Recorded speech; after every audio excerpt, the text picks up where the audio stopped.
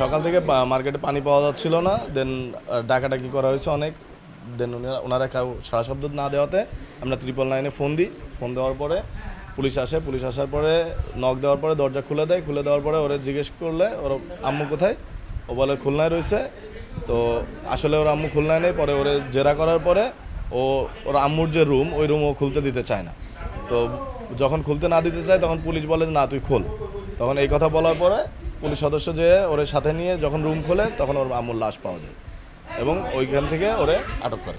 মূলত হচ্ছে আমি এই মার্কেটের ভাড়াটিয়া, আমার দোকান আছে এই মার্কেটে। তো আমার আব্বু হচ্ছে এই মার্কেটের পুরো দায়িত্বে আছেন। তো আমার আব্বুর মানে উপরে যারা ভাড়া থাকেন তারা আর কি ফোন দিছে আব্বুকে যে এরকম পানি নাই, পানি শেষ হয়ে গেছে। তো আব্বু ফোন দিচ্ছে, ফোন দিলে ওনার ফোন বন্ধ পাচ্ছে। দেন আব্বু আসছে, এসে একবার ডাকাডাকি করে গেছে সকাল আনুমানিক 12টা এইরকম ডাকাডাকি করার পরে দেন উনি কোনো সাড়া শব্দ দিই নাই, রুমেতে কোনো সাড়া শব্দ পাওয়া যাচ্ছে না এবং ফোনও অফ পাওয়া যাচ্ছে।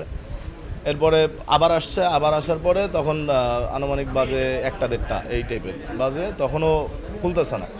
পরে আব্বু নিচে যাওয়ার পরে আমি জিজ্ঞেস করতেছি কী হয়েছে, তা বলতেছে যে ওরা তো এরকম কোনো সাড়া শব্দ দিচ্ছে না।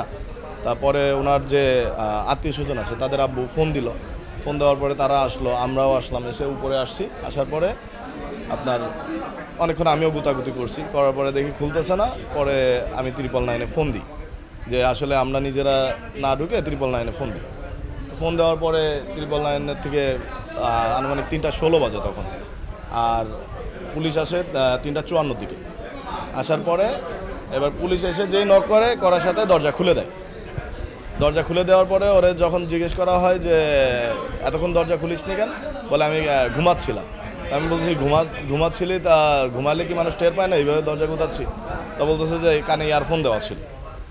এই কথা বললে আমি বলছি ফুপ্পি কই, এই কথা বললে ও বলতেছে যে হচ্ছে আম্মু খুলনায় গেছে। তাই আমি বলছি খুলনায় গেছে, তা কখন গেছে?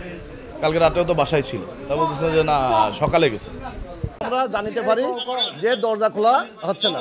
পরে দরজা খুলে দেখতে পারি ভিতরে একটি মৃতদেহ পড়ে আছে। পরে মহিলার পালিত ছেলে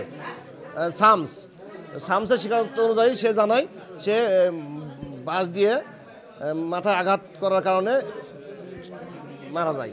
পরবর্তীতে আমরা ঊর্ধ্বতন কর্তৃপক্ষের মাধ্যমে জানিয়ে আইনগত ব্যবস্থা আছে, আসামি থানায় হেফাজতে আছে। আমরা প্রাথমিকভাবে জানতে পারি যে ছেলে মাদকাসক্ত। ওনার ছেলের খালাতো ভাইরা বলছে যে মাদকাসক্ত, ইতিপূর্বে তার মাকে এভাবে আঘাত করেছে, কিন্তু তার পালিত মা। গতকাল রাত থেকে আমার ফুপুর যে ভাড়া তোলে আমার ফুপুর হয়ে, সেই লোক ভাড়া তুলেছে। গতকাল রাত থেকে দরজা ধাক্কাচ্ছে, কেউ দরজা খুলছে না।